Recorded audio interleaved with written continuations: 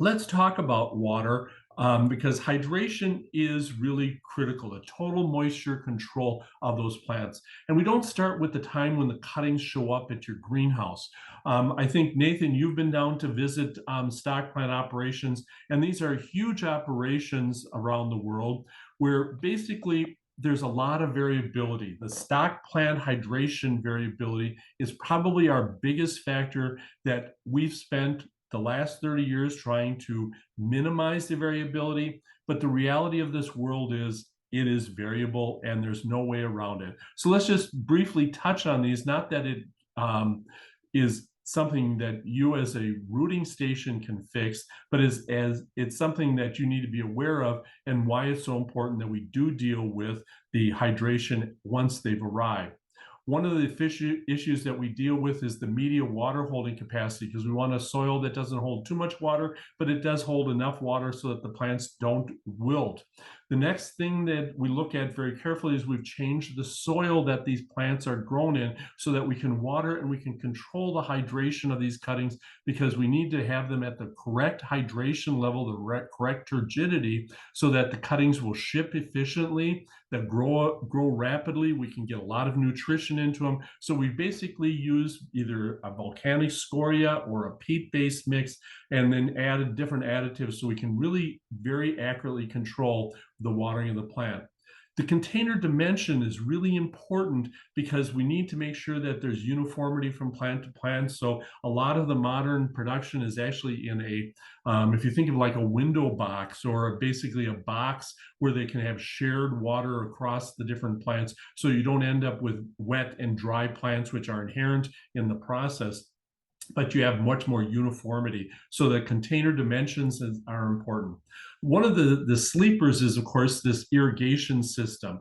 Basically, initially, we all started with non-compensating. So some drippers dripped a lot and some drippers didn't drip at all. If you've ever put in a drip system, you know that it's a kind of a free-for-all in that drip system. So you basically go to a compensated, meaning that every dripper drips the same amount. And that basically that ensures uniformity of application, but then you also have to look at how much do you need to water? What is the duration of the on cycle, and how often do you put that on? Because the combination of the duration and frequency gives you how much water is actually added to that container.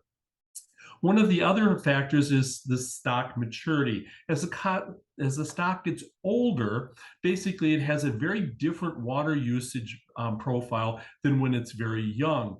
And of course, we're continuously harvesting the cuttings and taking off the shoots, so that the water management within that stock plant is very much different. Root development is also very critical, because if you have a disease come through, it basically takes out the root system so they don't take up water as efficiently. And so therefore you end up with plants that are tended to be less turgid, they tend to wilt more, and you have more problems. So you have to be really cognizant of what is the root development. And of course, all of you who've looked at roots and shoots know that there's a continuous balance between that root and shoot ratio. So it's important that we don't take too many cuttings, or else we deplete the root system, and that we basically have got enough roots to balance the shoots. So we also have to look at irrigation and media salinity. This is one of those little issues that you don't deal with when you're finishing plants, but in stock plant management, they'll tend to run a little bit higher salinity levels to give the plants a little bit of a stress to them continuously. And what that does is it gives them better tone.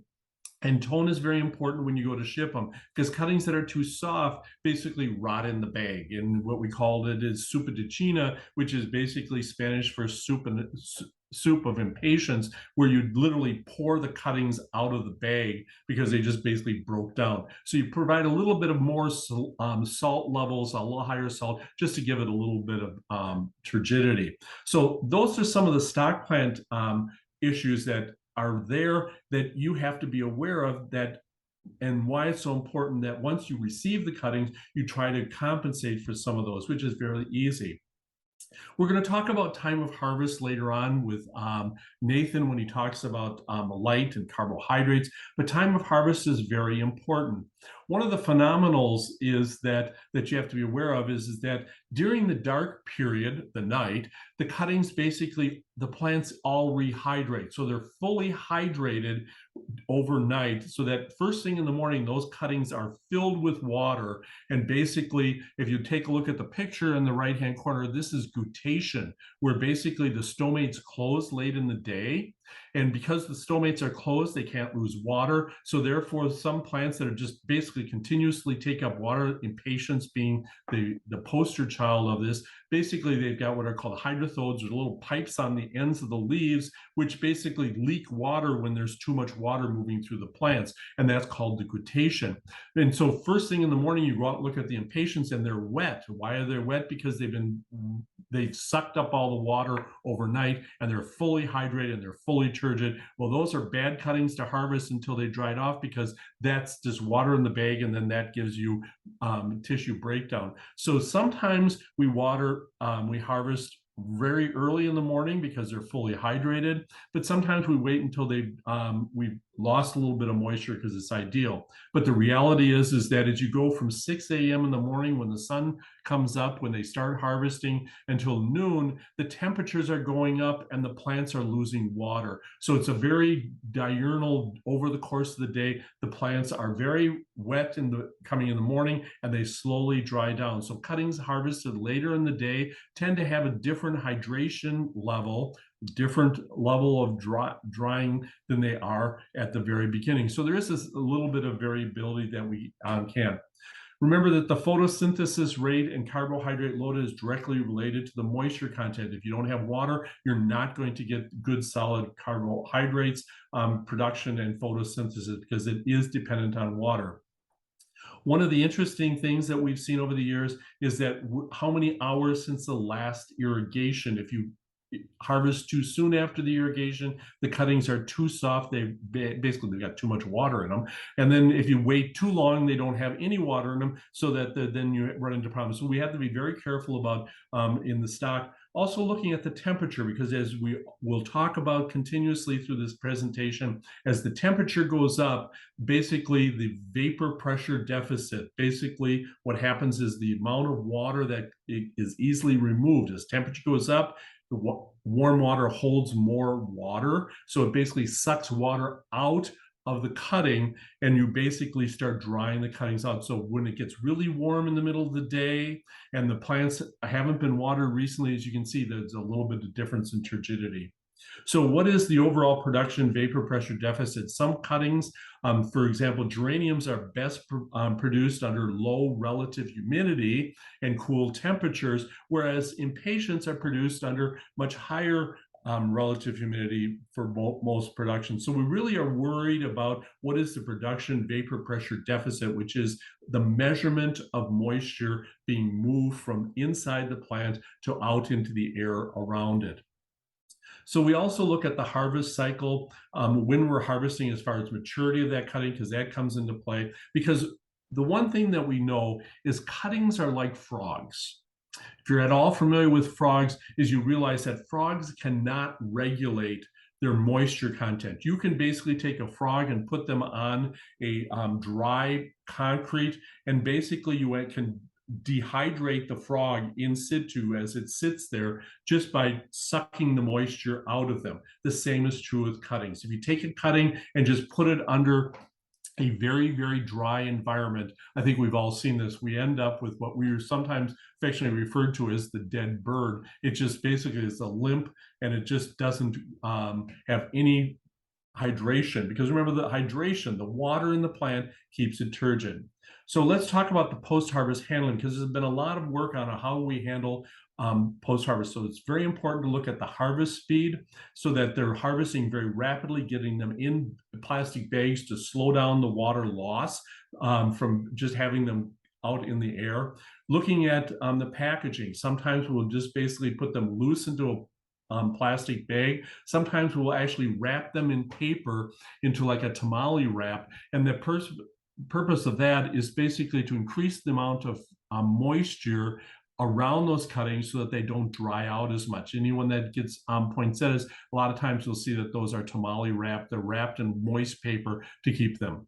Remember that they have to be transported from the stock place into the holding area, and we have to avoid high temperatures because with high temperatures, we have high VPD. This chart that we're looking at basically shows the effect of temperature as recorded along the left-hand side of the graph versus different relative humidity, whether you're at 100% down to 35% relative humidity, and then what happens to the vapor pressure deficit. Remember the vapor pressure deficit, as that number increases, the amount of water that's lost from the plant increases. So if at 90% relative humidity, which we all know is very high, and you basically raise the temperature from, say, 60 degrees up to 90 degrees, you can see that the vapor pressure deficit increases from about 1.8 up to 4.7. It almost increases a full threefold. So there's 3 times as much water. And as you can see, when we get down into relative humidities down around 60%, that slight temperature increase can have a dramatic impact on the vapor pressure deficit of water loss from that cutting. So we really have to be very careful about the temperature transport. And that's something you need to be thinking about continuously through your entire process until you got roots on that cutting so it can then take up water again.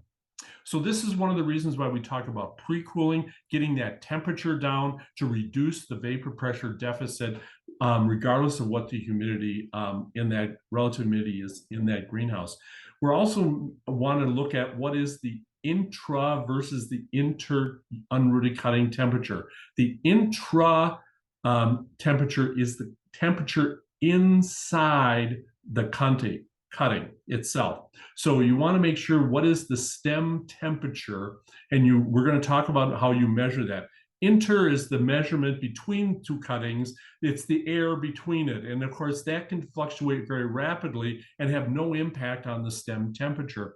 But we do want to make sure that we know what those temperatures are. We want to also know what is the holding conditions, because as we'll see in a moment, the refrigeration by nature is a dehumidification. It reduces the humidity, and so therefore it creates an environment of very high vapor pressure deficit, which can dry out cuttings. And we'll see that in great.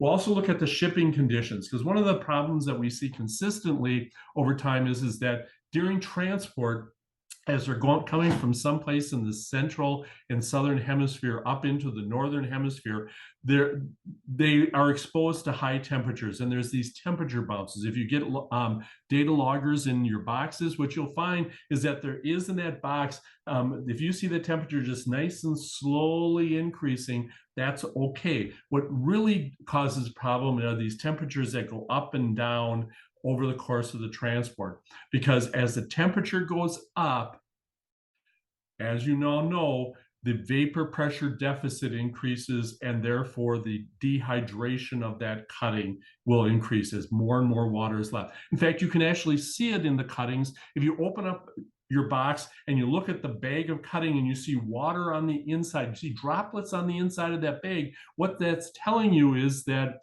that water in that bag came from the cutting. That cutting lost the water and it condensed on the plastic bag. So when you see the bag and they've got all kinds of droplets on the inside, that is a forewarning that you basically have had a temperature bounce somewhere along the line, and therefore you've lost moisture. So it's very important to understand what is the moisture status, because work that's been done many years ago in cut flowers by George Stabby and Tony Krafranik and a number of other researchers in cut flowers showed that this dehydration process is very detrimental to the long-term survival of cut flowers, and we now know it's even worse with unrooted cuttings. So now the thing that we have to be aware of is, and this is why I brought it up and spent a lot of time on this, is that there are a lot of these issues that the supplier is responsible for working on, and the suppliers have spent a lot of time, effort, and money in minimizing the loss of moisture of those cuttings, and that's the supplier. But you as a rooting station, you as a person who's rooting cuttings, do have a responsibility from the time they arrive on your dock, and this is where you can restore and rejuvenate cuttings. A lot of the research that my team has done, and now Nathan's team is working on, has looked at how do we get the cuttings to be rehydrated. Are they cut flowers? Do they handle like cut flowers? Well, no, not really. It's very different. But we do need to be aware of what we do. In the receiving process, the moment they arrive, you are responsible for rehydrating those cuttings. The first thing, as we mentioned before, is check the temperature. What is the inter versus the intra? Remember, inter is between two cuttings, where the intra is in the base of the cutting, the stem itself. What is those temperature? Because it's very important that you understand what the temperatures are, because that will dictate what are we going to do with those. What are the cooler conditions? Here we have an example of a dry cooler on the top. As you can see, remember I mentioned that refrigeration is a dehumidification. It dries the environment out. You can see the squiggly blue line and then the squiggly green line on the top. That squiggly green line is the temperature oscillation as the unit basically cycles through cold cycles. And you can see the impact on humidity. So as the temperature goes up, the humidity comes down. As the temperature goes down, the humidity goes up. And it just basically, they go up and down like this. And as you can probably expect in that dry cooler where there's no humidity added to it, is that you have a very drying environment, a very high VPD that's drying those cuttings out, even though the temperatures are not, what you'd consider hot.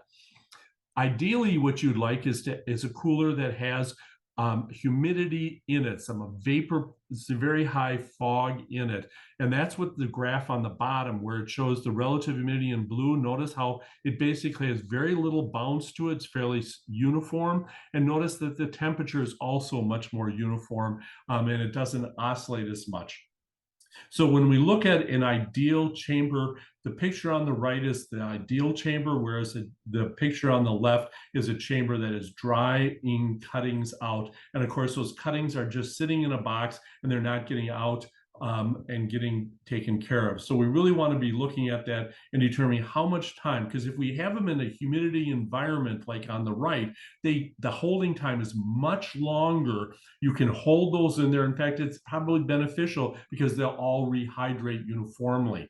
Whereas the boxes on the left, those boxes need to be transplanted and stuck rapidly because they're just drying out and are basically slowly but surely starting to die.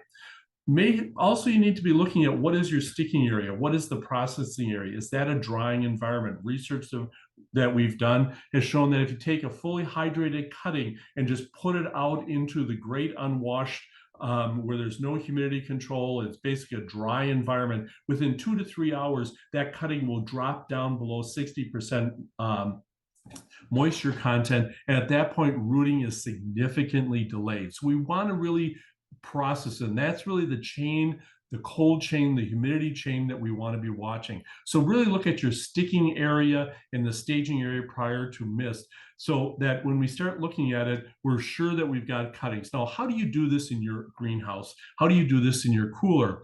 There's two different rehydration methods that we've seen are reasonably successful. One is the dipping method, where you basically stick the cuttings and just stick them into a pail of water. Now, that, of course, any pathologist will tell you is just prone to spread diseases. So it is something you can do on plants that aren't subject to disease issues. But just getting the cutting wet will be better than doing nothing. A much superior method is to put those cuttings into some type of a fog chamber, like you see in the bottom left-hand corner.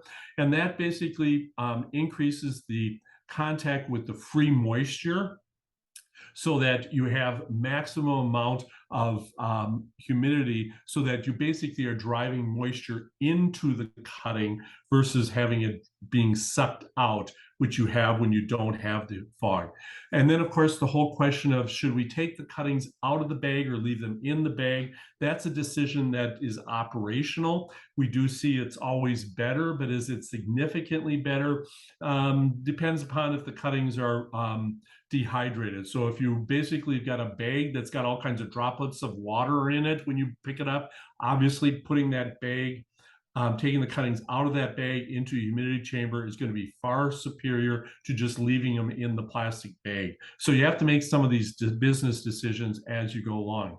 But when we take a look at, what really happens, and I think this is a good example of after 24 hours in a chamber, where the first one is where we have humidity added, so it's about 95% relative humidity, and they were in the bag, versus basically leaving it in the bag in just the cooler itself. And you saw the chamber where you basically had this oscillation of the humidity. As you can see, that cutting is starting to dry out. And we see this consistently. Conversely, on the two right-hand columns, where you basically have got it in a humidity chamber, and then you have no bag, that's where basically, if you can see, by exposing it, you can maximize the turgidity, the water absorption by that cutting, and that's where you have humid with no bag is far superior than leaving it in the cooler with no bag. So if you're going to take the cuttings out of the bag, they've got to be in the humid, or else you're going to end up with this floppy dead bird versus the flying bird, which is the ideal cutting for maximum turgidity. And that's how you can train your workers to know, are they basically fully turgid, grab them by the stem, and if they're flying out there like a bird, you're good to go. If they're basically limp like that, well, you better do something, because if you stick them, they're going to be a problem. What is the problem? And this is, I think, probably tells the story better than anything else. If we have a humidity chamber with no bag, or with a bag, is on the top of the graph, you can see this group of cuttings. Clearly, they're rooted. They're much more uniformly rooted. Nathan will talk about why some have more roots than others when he talks about photosynthesis. But when we take a look at putting them just in a cooler with no humidity, and you have no bag, and you have plus a bag, you can see that the rooting is much more variable and way more prone to no roots at all. So clearly, if we have to go and identify what are the primary concerns, the primary concern is that cutting turgid? And that's why we spend so much time really stressing this, because 90% of your problems in producing a uniform crop of liners, of rooted cuttings, starts back in, did you address the turgidity of that cutting before you ever stuck it? If you didn't, you're going to be spending all your time trying to fix that failure to hydrate that cutting. If you hydrate the cutting, it's a much simpler and much more uniform process all the way to the end. And really be aware, is your sticking line basically drying your cuttings out? This is an example, and we see many, many of these where it's an open area with a lot of airflow and a lot of people, and there's literally just an open area where all of a sudden you basically can dry cuttings out. Notice the floor is dry. There's a lot of air movement, a lot of movement. Cuttings are sitting around for a period of time, and they're all just sitting there drying out as they go. Much superior is a room where you have them in a fog. In fact, one of our rooting stations finds that if they leave the cuttings after stick in this fog area for overnight, prior to moving them into the greenhouse, that they actually root more uniformly than if they stick and move them directly during the course of the day. And of course, that is because they get a chance to rehydrate after the sticking process. So really keep in mind, hydration is the key to uniformity and success. So once we've got them stuck, then we have to look at how do we apply the moisture. Remember our diagram early on where we had unrooted cutting on the left-hand side and we had the rooted cutting on the right-hand side. And so we're going to start with high amounts of moisture, and then we're going to progressively decrease it as we start developing roots. So stage one is about getting that cutting turgid. So if we've made sure that they're hydrated, we put them in the greenhouse where we may have lower relative humidity, we need to make sure that during day 0 to 3 on most of these herbaceous cuttings that we have a very high frequency of mist. Usually if we're using VPD, we're using it about every 0.5, and it accumulates the drying effect during the day and then triggers the mist to come on. And we want enough on cycle to basically keep the tray weight to a level 4. And in other presentations in Tech on Demand, we talk about the different water levels and using water by weight, but it's really important that you don't saturate that soil, because if you saturate that soil during this stage one, when you're trying to get the cuttings turgid, which a lot of growers do, they basically say, we're going to push water and we're going to try it and we're going to just pour water onto it during the first 3 days. And that tray goes from, say, 1,000 grams to 5,000 grams. It goes in 5,000. That's all water. So as you can see, as you go through the process from the left to the rooted cutting on the right in our picture, you need to reduce the water. Well, if you got the soil saturated, you're never going to easily get that water out of there. It's just takes too much time, so that you reduce rooting. One grower that I worked with that just stopped saturating it at the soil, taking it up to 2,400 grams, 5,000 grams at the time of sticking, took almost 2 weeks of rooting time off their crop time, just because they were able to dry the soil out as the roots started forming. Once we have callus, and that's about day 4 to 7. And the callus is, you may or may not see it. It's a little bit of a swelling of the stem. It's a suberization of the base. You basically need to start drying them back slightly to start putting a little bit of stress, but you don't want to wilt them. Callus does not involve wilting the plant, so make sure that you've adjusted your mist cycle so you're putting on enough not to wilt, but you're not saturating. When we get to stage 3, this is when you actually have roots starting to form. If you pull that cutting out, you get this little root horn. It's this little nub on the side of the stem, and that's basically saying rooting is now in process. So we're now technically in stage 3. And depending upon the different species that you're dealing with, it could be as early as day 5 or as late as day 10. But right in, that's your time frame that you really want to know that you now have root horns coming out. At that point, you need to start cutting the moisture back to start drying that soil out, because as we know, fish grow in water and roots grow in air. Because what happens is that in the soil particles, the space between the particles is either filled with water or air. To get maximum root growth, what we have found over years is that you've got to have air in there. That gives you the most rapid rooting. It gives you branch roots. It gives you basically that rapid rooted cutting. Basically, you can either start changing the VPD settings, so you start drying it out by increasing the VPD, which slows down how frequently it's on, or you can change the on cycle, how often it comes on if you're using a mechanical system, to basically control how often.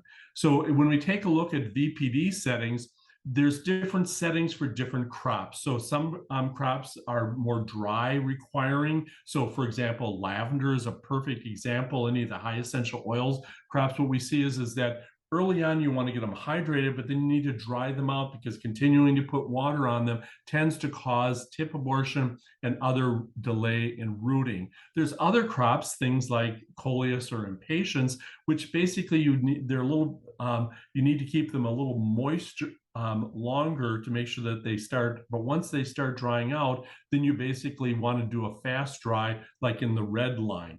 And then, of course, you want to start looking at others that are very slow rooting, that you may need to have more frequent VPD to keep them turgid, but then slowly they start coming on. So that you can either do it through changing your VPD settings, or if you have a mechanical controller, you can basically on different days control when you're misting. When is the on cycle? What should it be on or should it be off?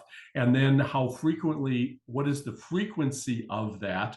And then also you can control the duration, because remember, the frequency plus the duration, the combination of the two, determines how much water is in the tray. So if you have a high frequency, long duration, you're going to saturate that soil. If you have a short duration and a short frequency, basically you don't significantly increase the moisture content of the soil, which then allows you to dry it faster as you get into stage 3. Because the biggest problem that we've seen over time is where growers are not drying them back fast enough once they get back to stage 3. They're still keeping them at a saturated level or at a level 4, and they're not taking them back down to a level 3 or level 2 to enhance root development throughout that root ball.